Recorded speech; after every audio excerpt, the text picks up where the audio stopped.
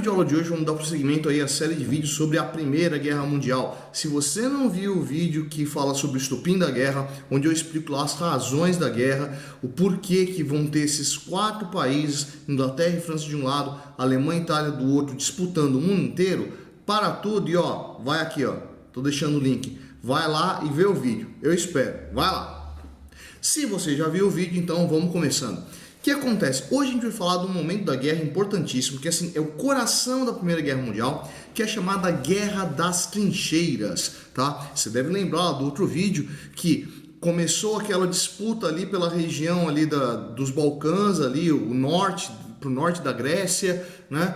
E aí começa a chamada Guerra de Movimento, né? Onde o grupo ali liderado pela Alemanha vai conquistar a maior parte dos territórios, vai avançando tanto para leste quanto para oeste, né? E começa a tomar novas terras e chega um momento ali onde vai começar a segunda fase chamada de Guerra das Trincheiras. Quando isso acontece?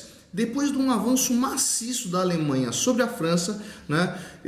Que vai tomar ali mais ou menos 1/3 do território francês, chega ali até a Batalha do Marne, onde vai ser interrompido esse avanço e vai começar a ser chamada de Guerra das Trincheiras. Chamado isso por quê?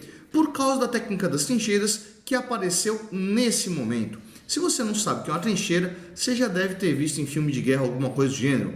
Um buraco cavado na terra em forma de vala contínua, onde soldados ficam apoiados ali num banco de areia, atirando no inimigo que está do outro lado, numa outra trincheira. Pois é, essa técnica surgiu durante a Primeira Guerra Mundial e ela acontece onde? No chamado fronte ocidental, né, que era o lado ali que era a fronteira entre França e Alemanha. No chamado fronte oriental, que era a Alemanha contra a Rússia, né, Alemanha, Império Austro-Húngaro, né, vamos lembrando aí de quem são os envolvidos, né, contra a Rússia, vai ser uma guerra em modelo antigo, o chamado modelo da cavalaria, né, onde se usava os cavalos para avançar pelos flancos e atacar o inimigo, e ali acabou sendo um pouco abandonado, né, o centro da guerra ficou do lado das trincheiras, porque como o exército russo não era dos melhores, a Alemanha conseguiu promover um grande avanço naquele território, chegou uma hora que eles pararam essa guerra, não vai pensar que está uma paz constante, né? Mas vão parar de investir as forças desse lado e vão concentrar as forças no fronte ocidental. Bom, o grande problema do fronte ocidental era a trincheira. Por quê?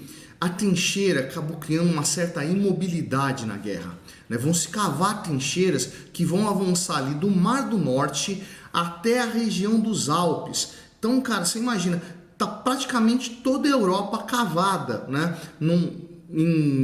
Em fronteiras paralelas de ponto de disputa ali, com outras trincheiras cavadas para dentro, né, onde vão ter trincheiras hospitais, trincheiras de alimentação, e a guerra não se mexia. Era um confronto de tiro de um lado, tiro do outro, e tudo ficava na mesma, ninguém tomava 1 centímetro do território adversário.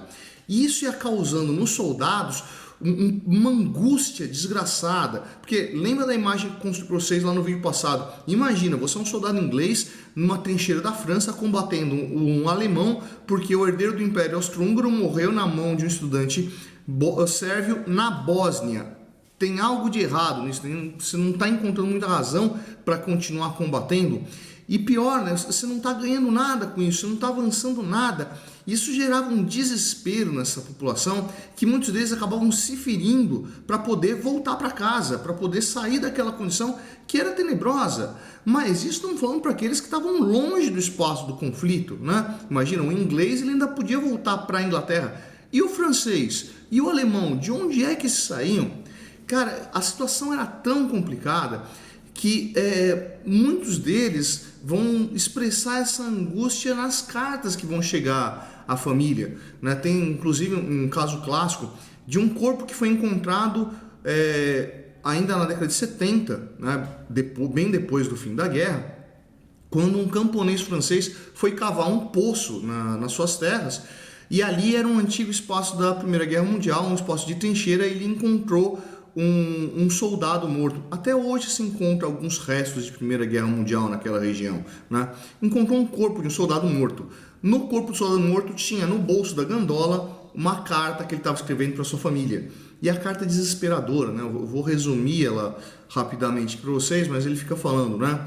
Amanheceu o dia e de novo tudo é a mesma coisa, a mesma maldita trincheira, os mesmos tiros de emboscada, as mesmas bombas explodindo, a mesma maldita trincheira, a mesma comida podre, os mesmos ratos gordos perturbando a gente, a mesma maldita trincheira. E ele repete essa frase de a mesma maldita trincheira uma série de vezes na carta. Não sei nem se ele já estava percebendo que ele escrevia sempre a mesma coisa. E no final ele diz: às vezes eu rezo para que algum soldado alemão me prenda. Quem sabe assim muda alguma coisa. Vê o nível de desespero dessas pessoas. O ânimo dos soldados estava caindo. Era preciso fazer alguma coisa. E o que foi criado? O que foi essa alguma coisa para tentar eliminar essa tensão? Tecnologia bélica. Tá? Durante esse momento da guerra de trincheiras, vai ser quando mais a tecnologia bélica vai avançar. Por exemplo, né, vai se criar coisas do tipo a metralhadora, né, em vez de você ficar usando fuzil, você vai ficar dando tiros de repetição. O lança-chamas, que era uma arma terrível, cara. Você imagina o que é você tá lá com tanques de combustível nas costas e ter que avançar até a trincheira do inimigo e disparar o jato de napalm. Você tomar um tiro naquele tanque e o cara virar uma bola de fogo, né? Que outras armas vão aparecer? Armas químicas, como por exemplo o chamado gás mostarda, né, que é um corrosivo que ocupa o local do oxigênio. Então se jogava esse gás, ocupava o espaço da trincheira, forçava as pessoas a sair de dentro da trincheira e elas eram atingidas pelos tiros da outra trincheira. Né? Fora a tecnologia em veículos de guerra, como por exemplo o tanque. Aliás, essa palavra tanque surgiu durante a Primeira Guerra Mundial. E isso por quê?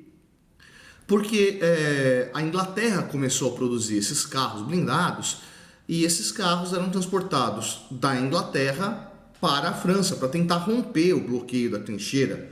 Só que é óbvio, os alemães, para impedir que armas chegassem da Inglaterra para a França, colocavam submarinos, outra tecnologia de guerra, outro veículo blindado que vai surgir nesse momento.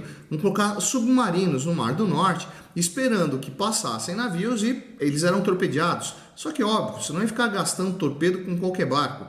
Para evitar o torpedeamento de navios ingleses, os ingleses começaram a colocar esses carros blindados, dentro de caixas de madeira e escreviam do lado tanque, né? Para que quando os alemães olhassem para aquela coisa, falassem: cara, o que tem aí? Um tanque de água? Vamos gastar um torpedo para eliminar reservatório de água para os ingleses? Deixa os troços passar, quando estiver chegando algo importante, a gente torpedeia. Chegava do outro lado, tirava a caixa de madeira e estava lá o tanque que a gente conhece hoje, por isso a raiz da palavra aí. Esse tédio era tão grande na trincheira que no ano novo de 1915 aconteceu uma coisa extremamente bizarra que foi relatada no jornal Times da Inglaterra. O que aconteceu? Foi declarado um cessar-fogo. Tá? Nesse dia não vai ter guerra.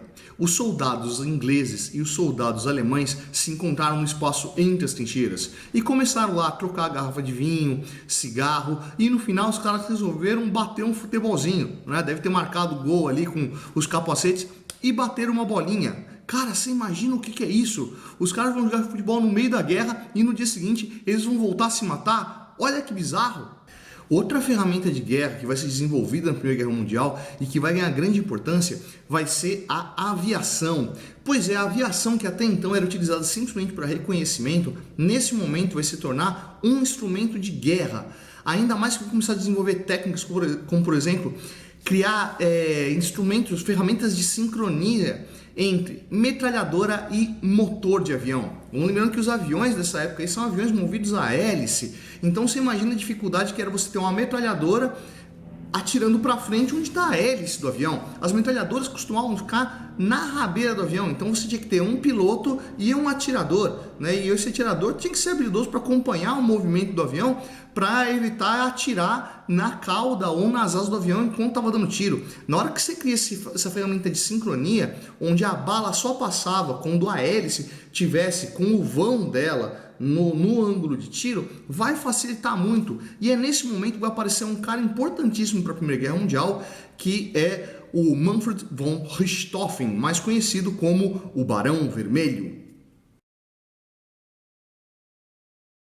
Pois é, o Barão Vermelho, ele não entrou para a guerra logo como aviador. Esse cara, ele era do pelotão de cavalaria. Mas, cara, a cavalaria diante da trincheira não tinha grande utilidade. Esse cara ficou extremamente decepcionado e vai chegar uma hora que ele vai resolver mudar de ramo e vai entrar para essa coisa nova que era a Luftwaffe, né?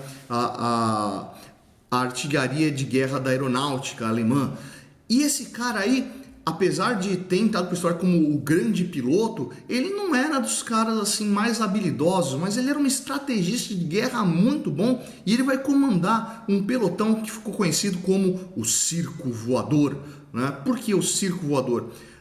O título Barão Vermelho vem do avião dele, que era todo pintado de vermelho vivo, e todo o pelotão dele tinha os aviões coloridos, né? E isso estava ligado a uma ideia ainda assim quase que medieval. Lembra dos cavaleiros medievais que não dava para ver a cara dele e ele colocava as cores do seu brasão para ser reconhecido? Pois é, os aviões do Circo Voador eram todos coloridos para que cada aviador fosse reconhecido. Na hora que chegava aquele bando de aviãozinho colorido, o Circo Voador, o pessoal entrava em pânico porque sabia que ali o conflito ia ser bravo. Outra invenção muito útil que vai inclusive auxiliar a aviação vai ser a invenção do radar. Até então os pilotos voavam acompanhando a capacidade visual, né? Então eles estavam ali enxergando os outros sem qualquer equipamento que pudesse dar localização. Dá para imaginar que um ataque em dia de tempestade ou um ataque noturno era um risco gigantesco. Pois é, quando os ingleses desenvolvem isso acabou virando segredo. Então não deixavam os alemães saber dessa nova máquina que permitia uma ecolocalização dos aviões. Detalhe, o radar não estava no avião, o radar estava em terra e era comunicado via rádio o posicionamento dos inimigos. Para evitar que os alemães descobrissem essa nova técnica, fez-se uma técnica de contra-propaganda de guerra. Que raio foi isso? Se espalhou que a alimentação dos soldados, dos pilotos ingleses, estava fundamentada em cenoura, o que garantia para eles uma boa visão, o que permitia com que eles conseguissem participar de ataques noturnos. Cara, os alemães entucharam cenoura na alimentação dos pilotos da Luftwaffe. Os caras estavam ficando laranja de tanta cenoura que comiam e não conseguiam enxergar nada de noite, até que se descobriu e vai se desenvolver radares também na Alemanha.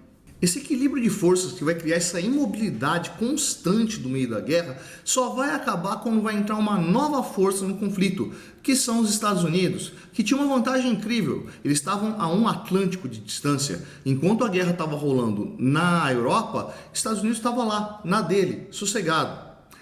Mas isso vai ser matéria para outra aula, não vai dar tempo de desenvolver aqui porque vocês vão cansar demais. E aí, curtiu a aula de hoje? Se curtiu, vai lá embaixo, não curtiu, vai lá embaixo, não descurtir, deixe sua opinião, deixe sua questão. Essa foi a Projeto Suetônio, eu sou o professor Fábio e você, meu nego, você deveria estar estudando.